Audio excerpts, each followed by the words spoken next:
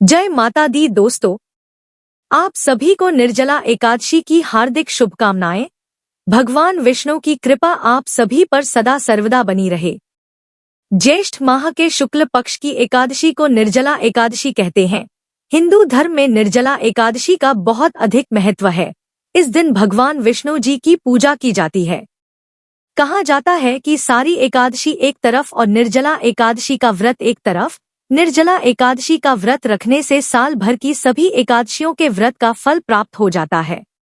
लेकिन वीडियो शुरू करने से पहले आपसे निवेदन है कि यदि वीडियो आपको थोड़ा सा भी अच्छा लगे तो कृपया एक बार लाइक अवश्य कर दीजिएगा और मनोकामना पूर्ति के लिए कमेंट बॉक्स में अवश्य लिखिएगा जय श्री हरि या जय लक्ष्मी नारायण।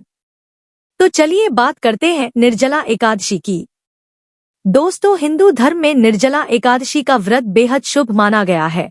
इस दिन श्री हरि विष्णु जी और माता लक्ष्मी की पूजा का विधान है।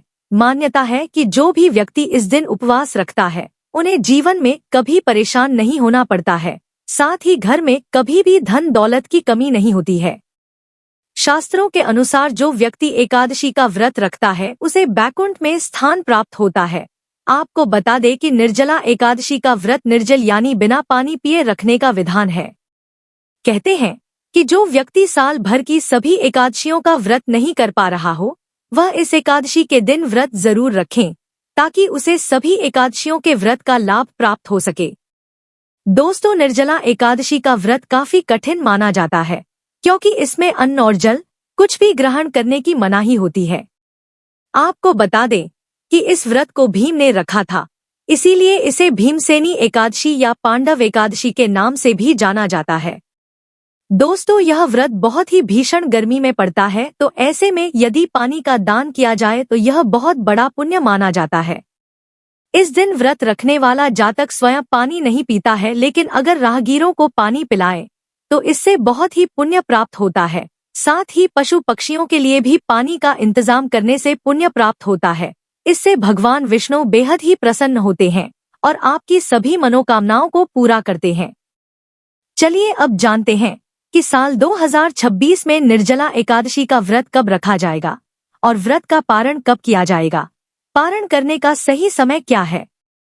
तो आपको बता दें कि ज्येष्ठ माह के शुक्ल पक्ष की एकादशी तिथि की शुरुआत 24 जून 2026 की शाम 6:12 पर हो रही है और एकादशी तिथि की समाप्ति 25 जून 2026 की रात 8:09 पर होगी। तो उद्या तिथि के अनुसार निर्जला एकादशी का व्रत 25 जून 2026 दिन गुरुवार को रखा जाएगा और इस दिन विष्णु पूजा का पहला मुहूर्त सुबह 5:25 से लेकर सुबह 7:10 तक रहेगा और दूसरा मुहूर्त सुबह 10:39 से लेकर दोपहर 2:09 तक रहेगा और निर्जला एकादशी व्रत का पारण 26 जून 2026 को सुबह 5:25 से लेकर सुबह 8:13 के बीच किया जाएगा।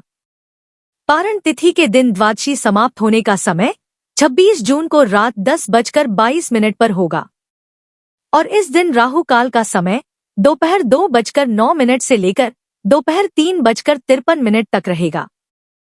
आपको बता दूं कि निर्जला एकादशी व्रत के नियम एक दिन पहले से ही यानी दशमी तिथि से शुरू हो जाते हैं। तो आप एक दिन पहले शाम को सात्विक भोजन ग्रहण करें, भूमि में शयन करें, साथ ही पूर्णतः ब्रह्मचर्य का पालन भी करें और फिर अगले दिन प्रातःकाल सुबह जल्दी उठकर स्नान आदि करने के बाद व्रत का संकल्प लें। आप इस दिन बिना पानी पिए व्रत का नियम ले सकते हैं और यदि आप पानी पीकर या फलाहारी व्रत करना चाहते हैं तो आप उस तरह से संकल्प लें, लेकिन दिन भर एकादशी के व्रत के नियमों का पालन अवश्य करें। जैसे इस दिन कम बोले, किसी की बुराई ना करें, इस दिन चावल ग्रहण ना करें, दातुन ना करें, इस दिन पान का सेवन भी वर्जित माना गया है। और बात करें पूजा विधि की, तो दोस्तों सर्वप्रथम पूजा करने से पहले आप अच्छे से पूजा स्थल को साफ सुथरा अवश्य कर लें। इसके बाद उसे गंगा जल छिड़क कर शुद्ध कर लें। अब आप लकड़ी की चौकी पर पीले रंग का वस्त्र बिछाकर भगवान विष्णु जी की मूर्ति या फोटो स्थापित करें, उनकी विधिवत पूजा करें, उन्हें पंचामृत या गंगाजल से स्नान कराएं। स्वच्छ वस्त्र, पीले रंग के वस्त्र धारण करवाएं, पीले फूल माला चढ़ाएं, पीले चंदन का तिलक लगाएं। इसके बाद शुद्ध घी का दीपक जलाएं, मौसमी फल चढ़ाएं। भोग में आप मिठाई, पंचामृत, पंजीरी आदि का भोग लगा सकते हैं। ध्यान रखें कि विष्णु जी के भोग में तुलसी पत्र शामिल अवश्य करें। अब आप एक माला ओम नमो भगवते वासुदेवाय नमः इस मंत्र का जाप करें। साथ ही निर्जला एकादशी की व्रत कथा अवश्य सुनें। इसके बाद आरती करके विधिवत पूजा को संपन्न करें। दोस्तों, अगर संभव हो तो इस व्रत को निर्जला रखें, अन्यथा फलाहार कर सकते हैं। शाम को दोबारा पूजन करें और इस दिन हो सके तो रात्रि जागरण भी करें, क्योंकि एकादशी की रात को सोना वर्जित माना गया है। आप भगवान विष्णु जी का भजन कीर्तन करें। फिर अगले दिन सुबह स्नान आदि करने के बाद दोबारा विष्णु जी का विधिवत पूजन करें। इसके बाद किसी ब्राह्मण को भोजन कराकर या दान दक्षिणा देने के बाद ही अपने व्रत का पारण करें। दोस्तों, पारण हमेशा शुभ मुहूर्त में ही करें।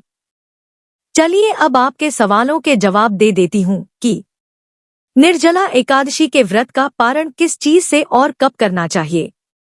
दोस्तों, निर्जला एकादशी का व्रत का पारण हमेशा द्वादशी तिथि में शुभ मुहूर्त देखकर ही करना चाहिए। इस वीडियो में मैंने जो शुभ मुहूर्त बताया है, आप उसी शुभ मुहूर्त में निर्जला एकादशी के व्रत का पारण करें। और बात करें कि किस चीज से पारण करना है, तो दोस्तों, निर्जला एकादशी के व्रत का पारण आपको जल के साथ तुलसी के पत्तों को निगलकर करना चाहिए। ध्यान रखें कि तुलसी के पत्ते आपको अपने दांतों से नहीं चबाने हैं, बल्कि पानी की सहायता से यह पत्ते आपको निगलने हैं। तो जो लोग निर्जला व्रत कर रहे हैं, वह तुलसी और जल से व्रत खोल सकते हैं। और यदि आपने फलाहारी व्रत रखा है तो आप फलों के जूस, नींबू पानी या जो भी भोग प्रसाद आपने भगवान विष्णु जी को अर्पित किया है, जैसे फल, मेवा, मिठाई, पंचामृत आदि, आप उस फल से भी या उस चीज से भी अपना व्रत खोल सकते हैं। चलिए अब जानते हैं कि क्या इस साल पहली बार निर्जला एकादशी का व्रत उठा सकते हैं या नहीं, या जो लोग एकादशी का व्रत इस दिन से शुरू करना चाहते हैं तो वह करें या नहीं। तो आपको बता दूं कि आप इस साल से नए व्रत की शुरुआत नहीं कर सकते हैं, क्योंकि इस साल अधिक मास यानी मलमास लगा है, वो भी ज्येष्ठ के महीने में। तो अब नए व्रत की शुरुआत इस साल नहीं करनी चाहिए। लेकिन बहुत से लोग जो व्रत सिर्फ अधिक मास के अंदर पड़ते हैं, उनका ही विचार करते हैं। अधिक मास के बाद नए व्रत उठा लेते हैं। तो एक बार आप अपने घर के नियम जरूर जान ले कि अधिक मास का विचार करते हैं या नहीं। अब अगला सवाल है कि क्या निर्जला एकादशी का व्रत निर्जला रखना जरूरी है या नहीं। तो आपको बता दूं कि ऐसा नहीं है। अगर आपका स्वास्थ्य ठीक नहीं है तो आप निर्जल व्रत धारण ना करें। आप निर्जला व्रत का संकल्प ना लें। अगर आप पूर्णतः स्वस्थ हैं तो ही आप निर्जला व्रत रखें, अन्यथा आप इस व्रत को पानी पीकर या फिर फलाहार करके भी रख सकते हैं। लेकिन हो सके तो निर्जला एकादशी का व्रत जरूर रखें, क्योंकि यह बड़ी एकादशी मानी गई है, इसका बहुत महत्व है। तो अगर आप साल भर की एकादशी का व्रत नहीं रख पाते हैं या नहीं रखते हैं, तो भी आप निर्जला एकादशी का व्रत जरूर धारण करें। फिर चाहे आप इस व्रत को निर्जला रखें या पानी पीकर या फिर फलाहार करके, लेकिन इस दिन व्रत जरूर रखें। अब अगला सवाल है कि निर्जला एकादशी के दिन पानी कब और कैसे पिए। दोस्तों, निर्जला एकादशी व्रत में पानी पीना वर्जित है, क्योंकि यह व्रत निर्जला और निराहार रखा जाता है। इस व्रत में एकादशी के सूर्योदय से लेकर दूसरे दिन यानी द्वादशी के सूर्योदय तक जल का त्याग करना होता है, और अगले दिन यानी द्वादशी तिथि को सूर्योदय के बाद ही पूजा करके पानी पिया जाता है। लेकिन यदि आपको इस बीच बहुत अधिक प्यास लग रही है, आपका गला सूख रहा है और आपके बर्दाश्त के बाहर हो रहा है, तो ऐसे में आप इस दिन केवल कुल्ला या आचमन करने के लिए अपने मुंह में पानी डाल सकते हैं। बस ध्यान रखें कि आचमन के तौर पर ही आप पानी ग्रहण करें, यह नहीं कि आपने ज्यादा पानी पी लिया। इस बात का ध्यान रखें। आप सिर्फ कुल्ला या आचमन करें, ना कि पानी पिए। और यदि आप निर्जला नहीं रह सकते हैं तो इस स्थिति में आपको निर्जल व्रत का संकल्प नहीं लेना चाहिए।